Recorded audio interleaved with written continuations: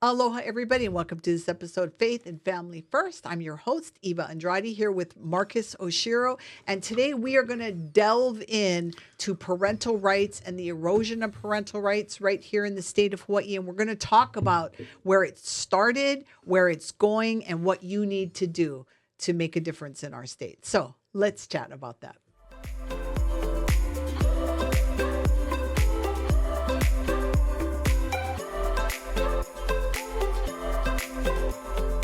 Marcus. Yes. Once again, Eva. This week is the week that all of the votes are happening on the chamber floors. So all the bills that are still alive right now, there's a flurry of activity on the bills that are still alive. Yeah.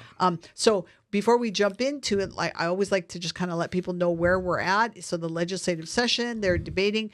So what happens now? I mean, people understand that, okay, they're debating, things are going to happen. There's third reading, the bills get their third reading. And yes, it is possible to kill a bill on the floor, third reading. It's rare, but I have seen it happen. So if the bills don't die on third reading, they cross over to the opposite chambers and the process begins again. Yes. So give people a little bit of an idea of what to expect coming up in the next couple of weeks. Okay, Now there's crossovers. Okay, so the crossover is one of the major deadlines in the legislative calendar. It's about the halfway point of the legislature, so you guys are just about 2 more months to go. And this is when bills that started in the House now cross over to the Senate. It's called a crossover. The votes that are taking place in the House and Senate are called the third reading bills. So third reading corresponds to crossover.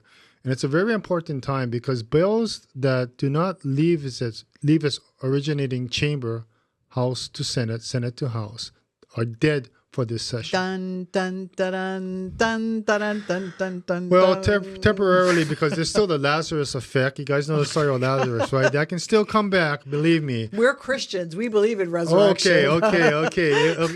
It can be resurrected. But anyway, that's where we are in a very critical time. And basically, the first cut of the bills that the legislature wants to move, House and Senate collectively, independently.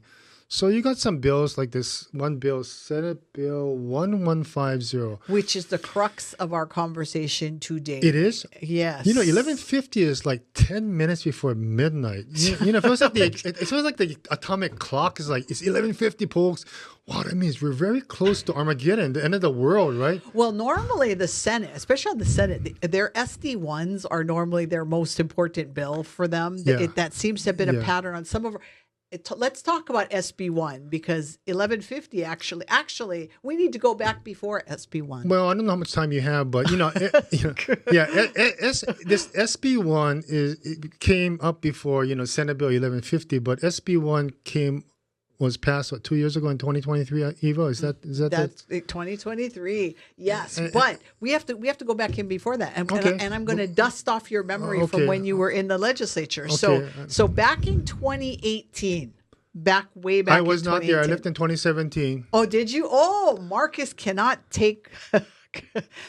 In 2018, the legislature passed SB 270, and this bill protected the physical and psychological well-being of minors, particularly lesbian, gay, bisexual, and transgender youth, by regulating the conduct of professionals who provide counseling to minors. So this was the bill that was called conversion therapy bill. Okay. This was the bill that basically said that you could only offer affirming care to someone suffering with a crisis in their gender. Gender dysphoria. Yes.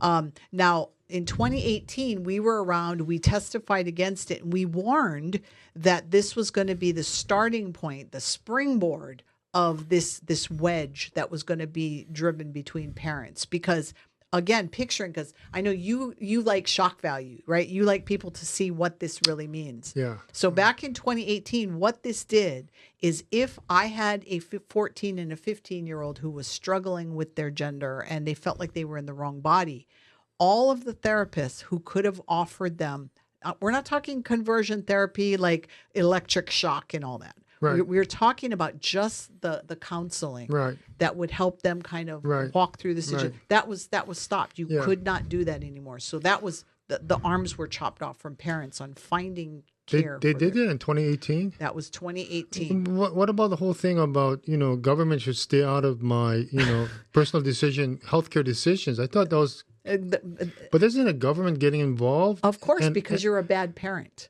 Well, but it's government getting involved and kind of, cutting off a certain level or type of services. You would think, but the argument at the time, and now I'm dusting off my memory, the argument at the time was that there were parents that were keeping their kids from accessing gender-affirming care.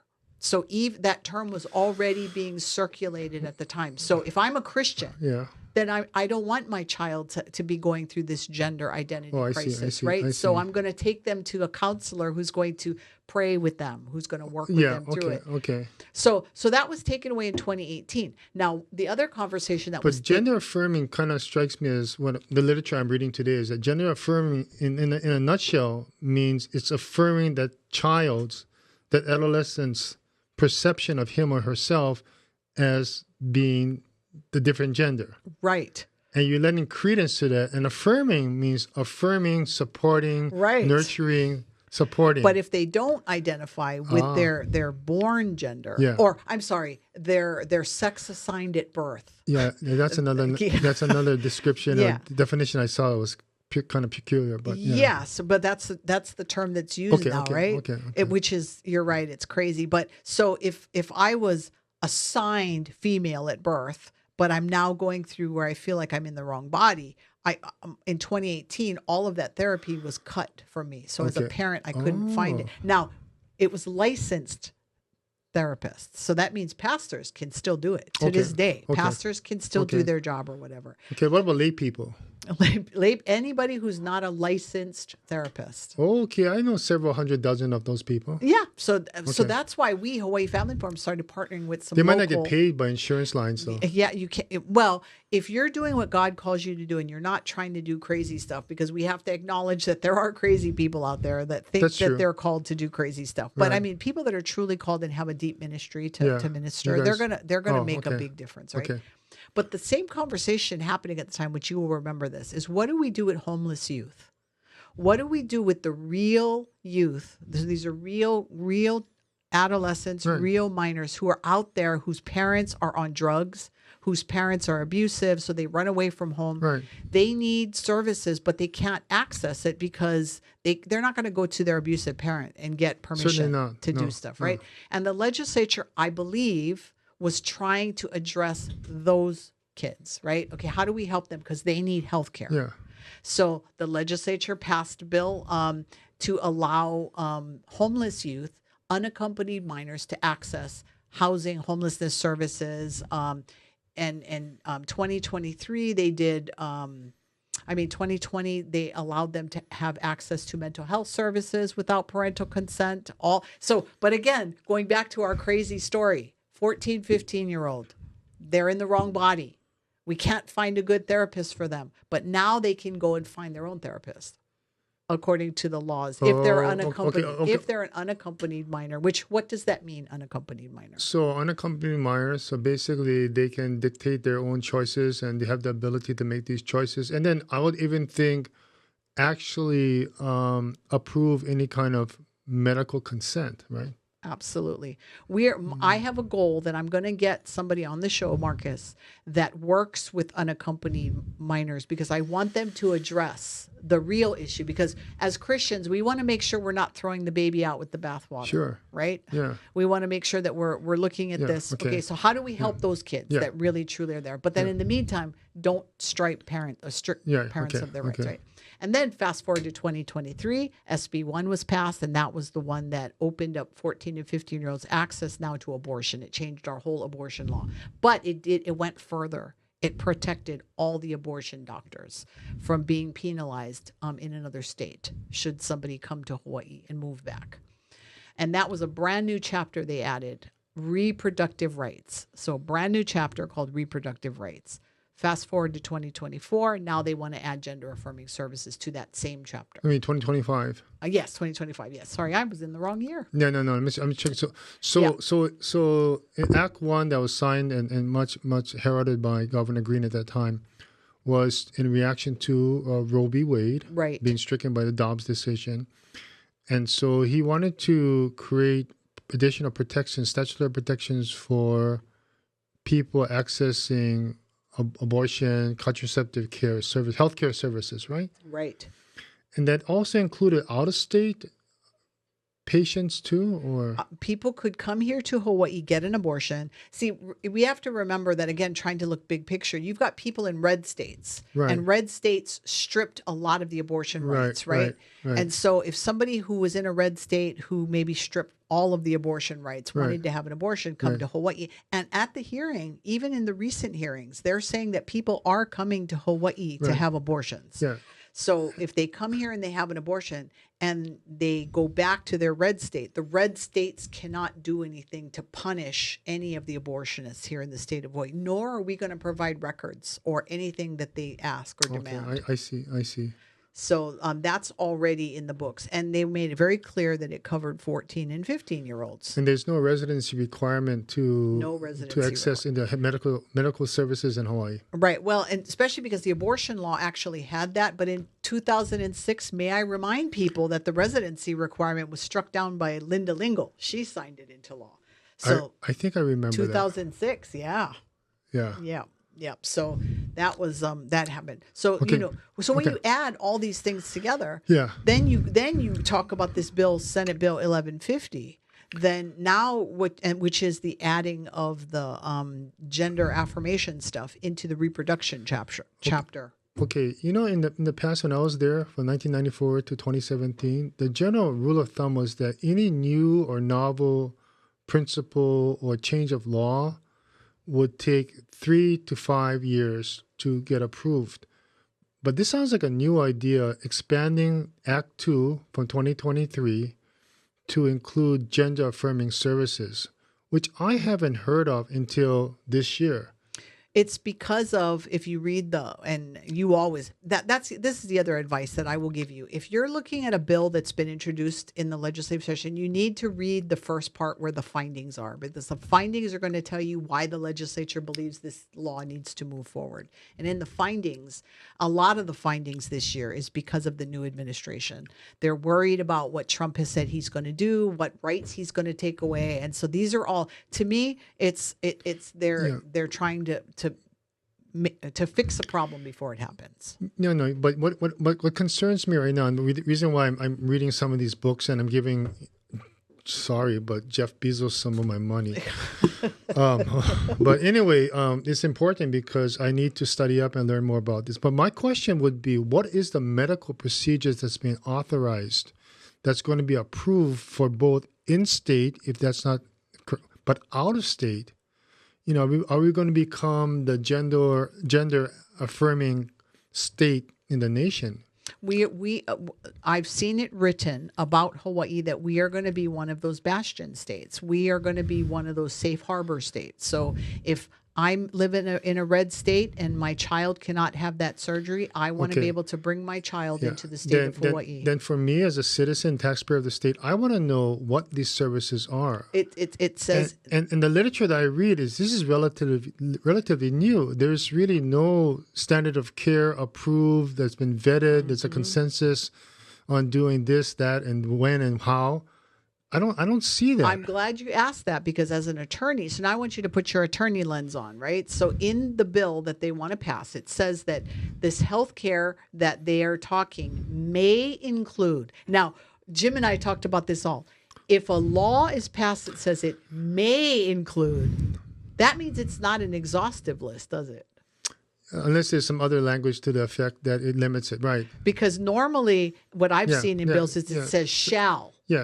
Right. And then that means that these are the things. But this says may, so that makes me nervous. But it says it may include the following interventions. So this answers your questions. The first thing they want is to suppress the development of the endogenous secondary sex characteristics. So any medication that will suppress the development, right? So you're talking hormone blockers, puberty blockers. Right, puberty blockers. And the list of what that means is all over the place, right?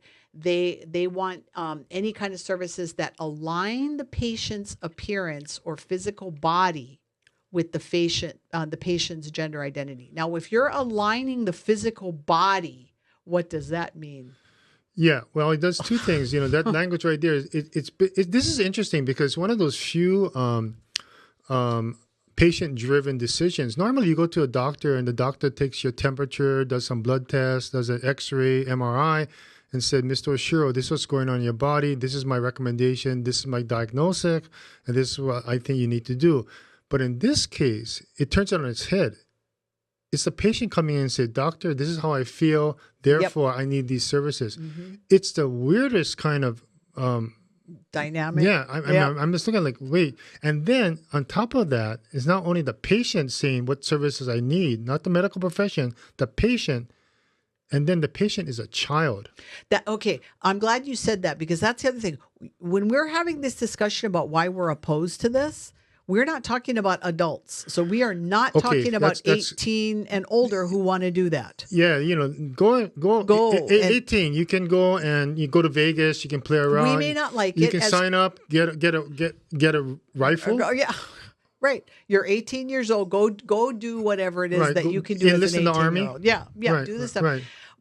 So we may not like it as Christians because we believe that you're created in the image and likeness of God. Okay. So of course we want you to celebrate who God made you. Right. But we are talking about the fact that they're adding this to the chapter that made it clear that 14 and 15-year-olds could access abortion services, which means if they add it to the same chapter, that means 14 and 15-year-olds who already, going back to what we talked about, they can already get the counselor they want without parental consent. They can already find the counselor. Yeah. So let's say they've done that. Yeah. This person, this child we talked about, they found the counselor who said, "You're right, you're in the wrong body." Right. They passed this law. The child can now be given medication to stop their puberty from happening without parental consent. Yeah. Yeah, well, I did some research on this because the testimony referred me to the American Academy of Pediatrics. This is their policy statement reaffirmed August 2023. And it says right here, ensuring comprehensive care and support for transgender. I need to read this. You guys can find this on the web, but it was attached to the testimony that came in from the Hawaii organization. They said that here, these reversible treatments can also be used in adolescents who experience gender dysphoria to prevent development of secondary sex characteristics, right? And provide up to until 16 years of age for the individual. And basically, they're saying that they'll take puberty delaying drugs up to 16. And then from 16 on, you got to make the decisions of whether or not you're going to the next step. And you're going to have surgical interventions. And surgical is of two types, right? They call it upper and lower, right? Right. And upper for female is basically removal of their breasts, gross, vasectomies, right? Mm-hmm. Which has their own consequences. And then for the male, it's to basically surgically remove his penis and gonads, right? Right. Yeah. Right. So now I will, because I want to make sure that people don't say we're crazy. I will say that that's what I've been told to is that that they won't do the surgery stuff on 14 and 15-year-olds. Yeah. However, there are reports now coming out on some of the mainland medical institutions that have provided, especially with removal of the female body parts. Well, there's also in this report, and people should read it. There's also an admission by the American Pediatric Association that there is a split of authority and opinion on the long-term effects of even the puberty blockers. Yeah. Much less the hormonal effects of estrogen and testosterone. Yeah, because they cross-sex, right? Yeah, and they're saying that it's reversible. You read the word reversible, and here's the problem with that. Some of what they're talking about is reversible.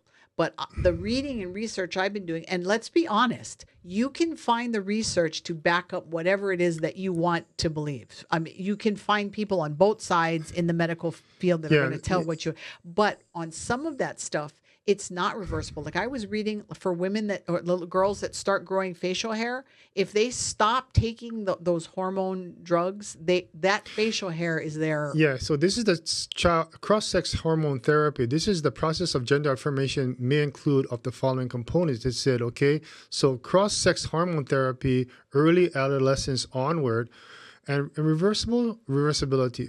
Partially reversible skin texture, muscle mass, and fat disposition.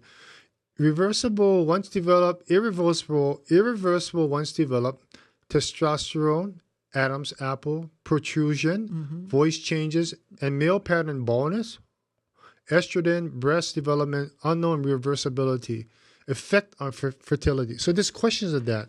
And for me, it's like, okay, there's questions upon that. There's not settled opinion medically across the board, because there's not. There is not. Then at the very least, come on, let's give these kids a break. Yes. I mean, you're already forcing parents to find a therapist who's going to affirm their behavior. You've already done that, Hawaii legislature. Right? Isn't that you have to do that, right? On the penalty of law and license, right? That's right. If you are going to seek licensed professional help, it can only be people that are going to affirm. So the state's already forced that. So my question is, I don't understand. I mean, I can understand that the legislature wants to support adults who want to transition and make life easy and all that. Yeah, let the record stand. I don't. What adults do, adults do. I mean, but these are minors, and in my opinion, you treat minors differently. Right. You know, a minor can't go down to Hotel Street and go into Jack's bar. You know, take a shot. Right. Okay. Likewise, he cannot go across the street, get some medical marijuana, which is good for his brain. I heard. Right. Well, that's what they say. Right? That's a whole other show. And then walk down afterwards, and then get a tattoo. Right. I mean, why? Or go ahead. 14 and 15-year-old, go ask your school counselor for an aspirin or a Tylenol and see if they'll give it to you. They won't. They won't, right? They won't. So, you know, so already there is precedent to protect 14 and 15-year-olds. Now, I know that there are going to be people listening on the other side that are going to say, yeah, but what if I'm the parent and I want to allow my child to take this? Well, I don't think you need a law for that.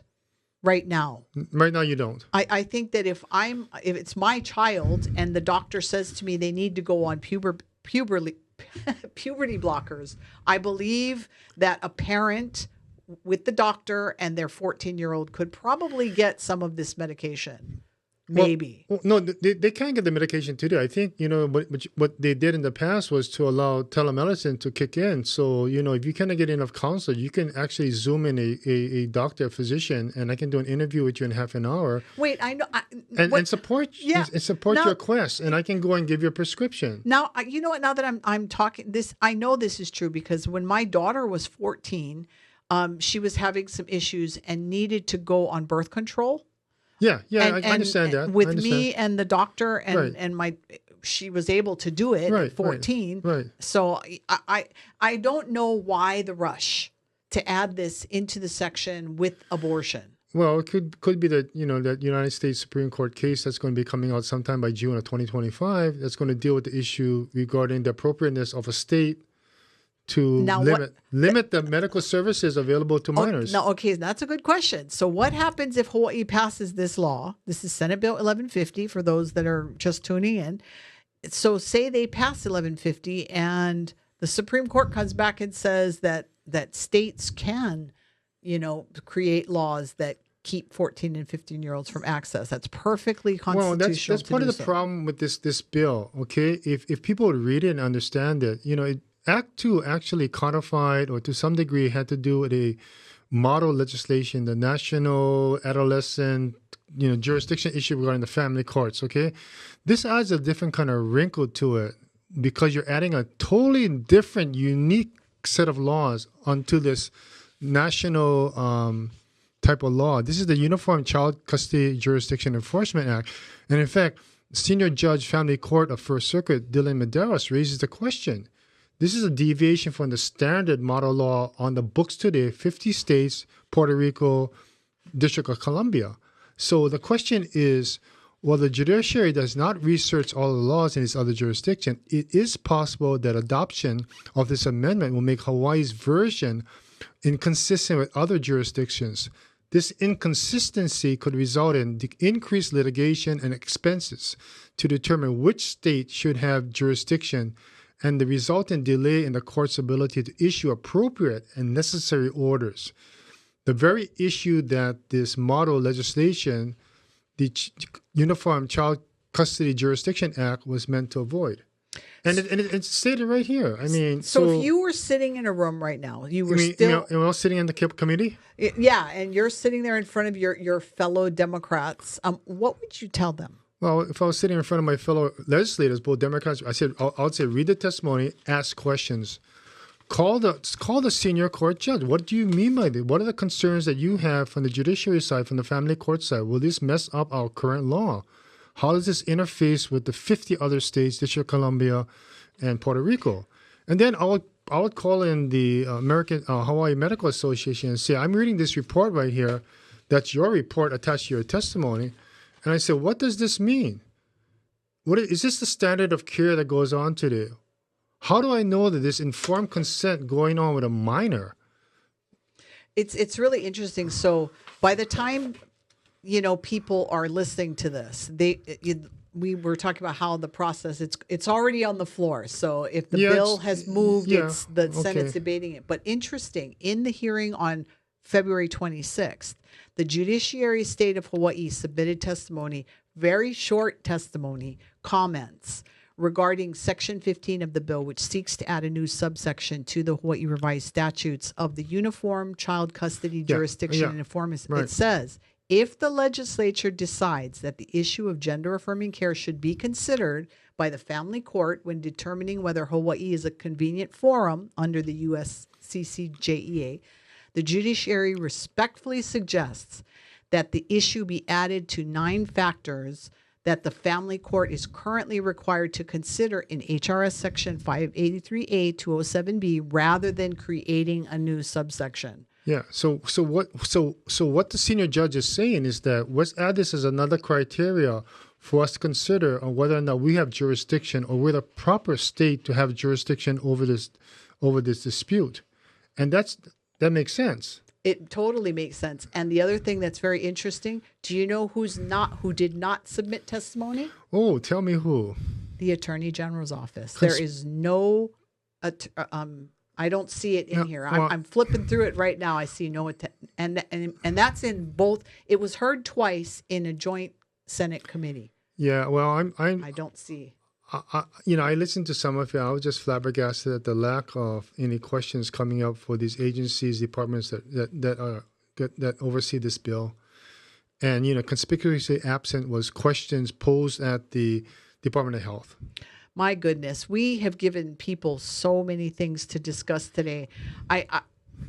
People, you need to stay tuned to what we're doing.